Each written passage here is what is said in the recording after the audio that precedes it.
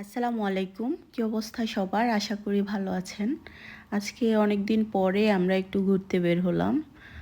সাথে টুকটাক কিছু কেনাকাটা করলাম।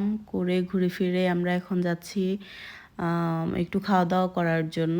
আর সেটার জন্য আমরা এখন চলে যাব ম্যাকডোনাল্ডসের দিকে। আর আমরা অনেকটাই ম্যাকডোনাল্ডসের কাছাকাছি চলে এসেছি।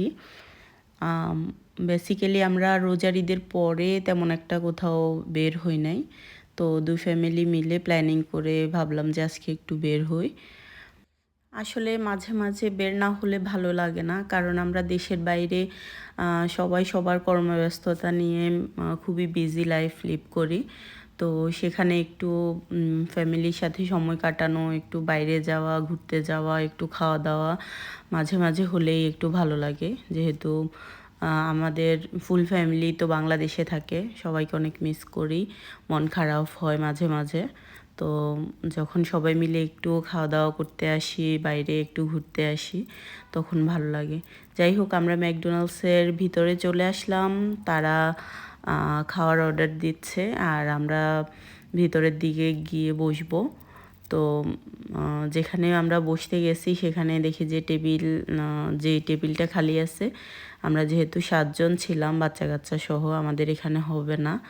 তো আমরা আবার চলে যাচ্ছি বাইরে আরেকটা সাইডে।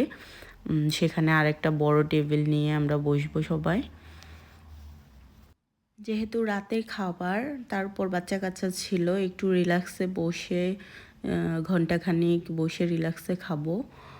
সেজন্য আমরা আরেকটা সাইডে রিল্যাক্সে বসার জন্য চলে গেলাম। তো এখানে আমরা সবাই বসার জন্য টেবিল নিয়ে বসলাম। আজকে যেহেতু শনিবার ছিল, বেসিক্যালি শনিবার সন্ধ্যায় অন্য দিনের থেকে কিছুটা ভিড় থাকে এখানে। সেজন্য আসলে টেবিল পাওয়াটাও অনেকটা টাফ ছিল, কারণ অনেক মানুষ ছিল। আমরা কিছুক্ষণ দাঁড়িয়ে তারপরে টেবিলটা ম্যানেজ করলাম। যাই হোক, আমাদের খাওয়া দাওয়া চলে এসেছে। ভাইয়া আমাদেরকে সার্ভ করে দিচ্ছে খাওয়া। আমরা এখানে হামবুর্গার নিয়েছি, তারপর ফ্রেঞ্চ ফ্রাই নিছি, এরপরে সাথে ছিল মুরগির উইংস, তারপর ছোট চিকন চিকন কিছু পানে ছিল, এখানে পানে বলে, তারপর ইনসালাতা ছিল, এরপর কোক ছিল। তারপর আমরা খাওয়া দাওয়া শেষ করে, খাওয়া দাওয়ার সময় ফুল ভিডিও করা হয় নাই, খাওয়া দাওয়া শেষ করে আমরা বেরিয়ে পড়লাম। দেন কিছুক্ষণ ঘুরে ফিরে তারপর বাড়ি ফেরার পালা।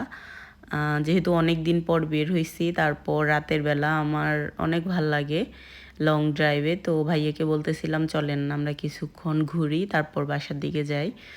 তো যেই কথা সেই কাজ, ভাইয়া নিয়ে গেল। আর গাড়িতে চড়তে চড়তে মনে হচ্ছে যে কবে আমি এভাবে ড্রাইভ করব। আপনারা সবাই দোয়া করবেন, আমি নিজেও ড্রাইভিং শিখতেছি যেন সফল হতে পারি।